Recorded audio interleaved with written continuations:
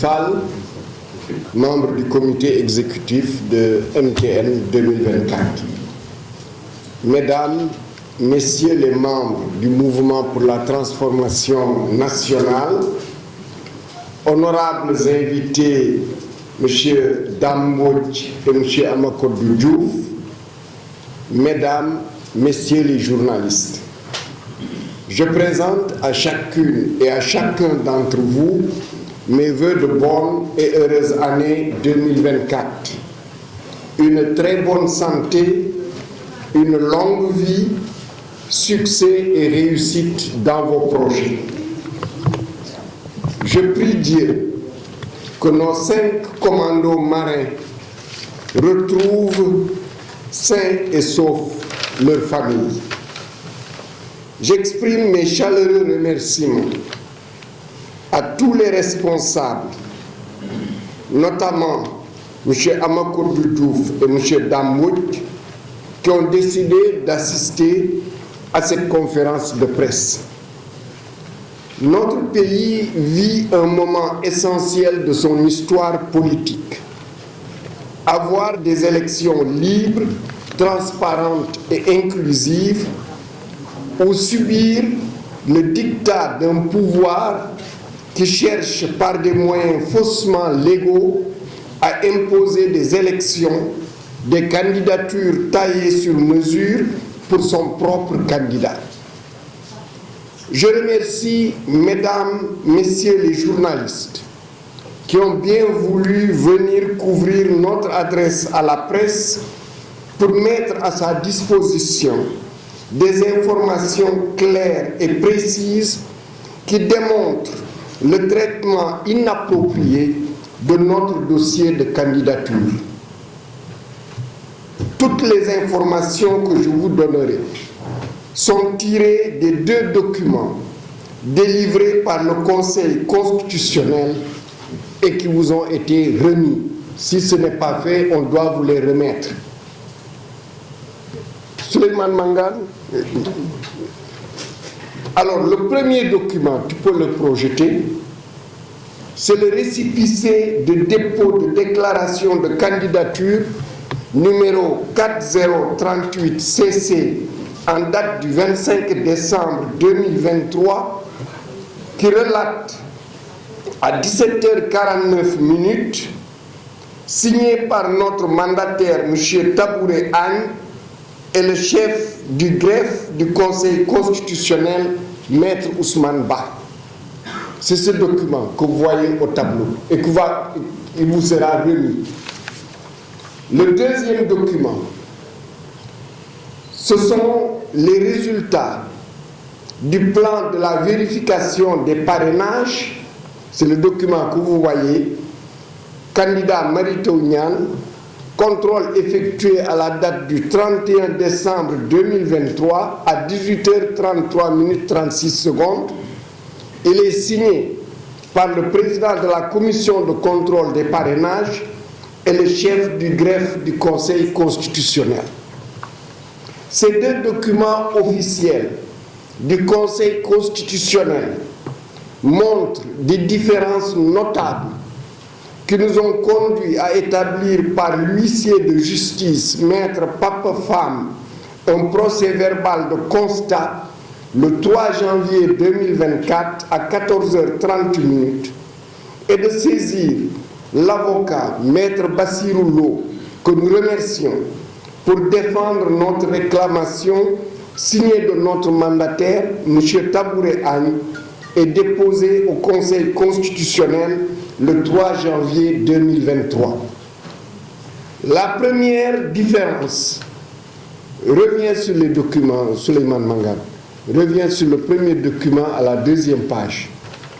La première différence, le récépissé de dépôt dit que notre clé contient 51 267 parrains. Notez bien, 51 267 parrains. Reviens au premier document.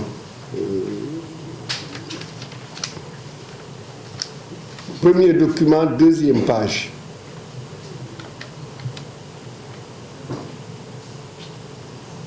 premier document, deuxième page. Deuxième page. Oui, mets-le en diapo. Oui, regardez au milieu, après la liste là, c'est la ligne, mets le cliché dessus, voilà, en haut, 51 267 parrains. Ce document est signé, je le rappelle, du greffe, du chef du greffe du Conseil constitutionnel et de notre mandataire Tabouré Ali. C'est au moment du dépôt, ils ont vérifié, on a 51 267 parrains. Ensuite, le deuxième document, qui est lui, au moment du contrôle des parrainages, il est signé par le président de la commission de parrainage et par le chef du greffe. Regardez bien le nombre de parrains qui nous est décompté, 51 254. Il y a donc une différence. Or, le décompte n'est pas manuel. C'est la clé avec le fichier des parrainages où le décompte est fait. Il est électronique. Sur 10 ans, 100 ans, le nombre ne peut pas changer. Et vous notez une différence de 13 parrains. Une différence de 13 parrains. Je vais y revenir. La deuxième différence maintenant. Les deux documents donnent une répartition complètement différente des parrains par région. Parce qu'ils font le décompte par région. Je donne deux tableaux qui vont vous montrer comment les différences se répartissent. Le premier tableau continue le truc, Suleiman, tu continues. Oui. Le premier tableau met en diapo. Le premier tableau, vous voyez bien que sur Dakar, le premier donne 10 077, le deuxième donne 10 075. Il y a une différence de 2 parrains. Sur Diourbel, je vais y revenir, le premier document oublie Diourbel. Le deuxième document donne sur Diourbel 4 745 parrains. Sur Fatick, il y a une différence de 2 parrains. C'est toujours le même tableau. Sur Fatick, il y a une différence de 2 parrains. Le premier donne 3096, le deuxième 3094. Sur Kaffrine, il y a une différence d'1 parrain. Sur Kaolack, il y a une différence d'1 parrain. Ça, c'est dans le premier tableau. Le deuxième tableau, vous voyez que sur Saint-Louis, il y a une différence de 5 parrains. Le premier, au moment du dépôt, ils ont libellé 4103 parrains et au moment du contrôle, ils ont calculé 4098 parrains, soit une différence de 5 parrains. Sur Sédhiou, il y a une différence d'1 parrain. Quand vous faites la différence des colonnes, vous voyez qu'il y a 12 parrains. On avait dit au début qu'ils ont donné une différence de 13 parrains. Donc il en manque un. Le 1 qui manque, en fait, on se rend compte que c'est Diourbel. Parce que sur le premier tableau, comme ils ont oublié Diourbel, si vous faites la différence de tout ce qu'ils ont décompté, vous allez vous rendre compte que Diourbel, en fait, a 4746 parrains. Et comme le deuxième, au moment du contrôle, ils ont donné 4745, donc il manque un. Donc il y a un parrain qui manque là-bas. Et ça nous fait les 13 parrains. Vous voyez, donc il y a quelque chose qui s'est passé et qui ne devrait pas se passer parce que, comme je l'ai dit, c'est de l'électronique, c'est du numérique, ce n'est pas un décompte manuel. Soit 7 régions, si vous comptez les régions, il y en a 7. Dakar, Diourbel, Fatick, Kaffrine, Kaolack, Saint-Louis et Sédhiou, qui présentent des réductions. Et là encore, c'est intéressant. On n'a pas un jeu de yo-yo entre les récépissés de dépôt et le contrôle. C'est que c'est une réduction. C'est une réduction. Donc, il y a des réductions impossibles à justifier s'il n'y a pas de changement de clé ou de manipulation de la clé. C'est pourquoi j'affirme haut et fort qu'il y a eu manipulation de notre clé ou remplacement de notre clé par une autre clé qui ne nous appartient pas. Enfin, dans nos investigations, nous sommes tombés des nues. Ça, c'est avant-hier soir. Parce que, après tout cela, nous allons dire, on va faire une enquête approfondie. Nos services, notre cellule informatique, constituée d'informaticiens présents au Sénégal et présents aux États-Unis, on fait le travail. Et puis, on est tombé des nues en identifiant notre nom, Mary Teuw Niane, parmi les parrains non identifiés au fichier général des électeurs.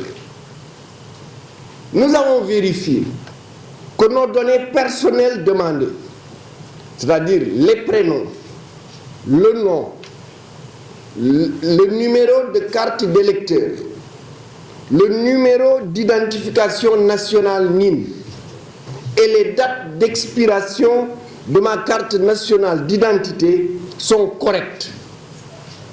Donc ce n'est pas là, sont correctes. Il est impossible, je le dis, il est impossible que je ne sois pas dans le fichier électoral. C'est impossible, pour plusieurs raisons. La première, la plus proche, c'est que mon mandataire, ma coordonnatrice nationale des parrainages, Yaïsabel Ngom, qui est là derrière moi, a reçu les fiches de parrainage. Mon mandataire, Dr Tabouré Agne, a pu déposer la caution à la caisse de dépôt et de consignation. Or, ces deux opérations sont impossibles si je n'étais pas dans le fichier électoral. De plus, depuis le démarrage des dépôts des dossiers de candidature et les phases de contrôle des parrainages, parce que le constat est aujourd'hui unanime que beaucoup de candidats se plaignent du traitement de leur parrainage. Vous le savez, beaucoup de candidats ont fait état, et d'ailleurs pas seulement les candidats, mais c'est les procès-verbaux de contrôle des candidatures, de parrains non identifiés au fichier général des électeurs. Ceci est un problème majeur, en sachant que les candidats ont pris des parrains qui sont des électeurs, ils ont pris leur carte nationale d'identité sur laquelle est inscrite les données personnelles de ces parrains, et ce sont des personnes qui ont un bureau de vote, qui ont un numéro de carte d'électeur, et ainsi de suite. Et qu'il est étonnant que ou l'application ou le fichier ne les identifie pas.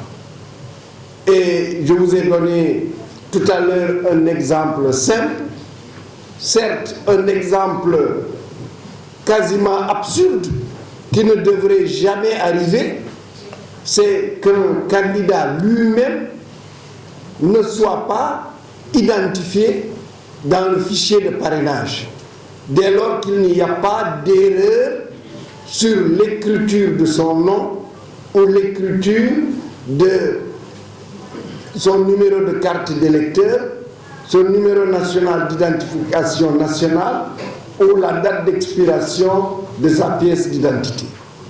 Le gros problème auquel on assiste, c'est cette injustice qui frappe tout un ensemble de candidats. Et lorsqu'on regarde le profil de ces candidats, lorsqu'on regarde les programmes de ces candidats, lorsqu'on regarde les prises de position de ces candidats, on se rend compte que pour l'essentiel, ce sont des candidats opposés foncièrement au régime. Ce sont des candidats qui peuvent avoir des résultats à ces élections qu'on a écartés. Et pour nous, c'est le fait majeur de cette phase d'examen des dossiers, de cette première phase d'examen des dossiers de parrainage. Je vous ai dit que l'opération en cours, c'est une opération graduelle. À chaque étape, ils vont éliminer des candidats. Si l'opinion publique, si les forces politiques ne se réunissent pas et ne combattent pas, parce que l'objectif final, c'est de faire place rase de tous les candidats susceptibles de poser problème à leur candidat, au candidat du pouvoir, pour lui baliser une route propre et pour qu'il puisse passer au premier tour. C'est ça leur objectif. Il n'y a pas d'autre chose. Ils ont éliminé ici. Demain, s'il n'y a pas une opposition forte, au moment de l'affichage des candidats, l'affichage provisoire des candidats, vous verrez qu'ils en élimineront. Et lorsqu'il y aura l'affichage définitif, ils vont éliminer le reste. Donc, nous, cette première phase, la leçon qu'on en tire, il faut combattre. Le combat est encore possible, le combat est impératif et il faut y aller. beneen bi mooy su fekkee ni ñun jàlluñu évidemment ñun li ñuy ñaan yàlla mooy jàll loolu la ñuy ñaan yàlla parce que yaakaar nañu li ñu leen won fii amul dara loo xam ni ñun ñoo ko xalaat déedéet ay limu conseil constitutionnel la seen ñaari kayit yi ñu jox yooyu la ñu leen faram-fàcceel fii indiwuñu dara loo xam ne suñu xalaat la jóge seen lim la ñu leen faram-fàcceel fii bon loolu su amee yaakaar nañu ni suñu xoolee suñu recours jaarale ko ci yoon war nañu dellu siyaat nekk candidat bon loolu ñun loolu la ñu gëm mais gëm nañu ni ñun yàlla mooy fal ki ko neex ndax jullit lañu loolu gëm nañu ko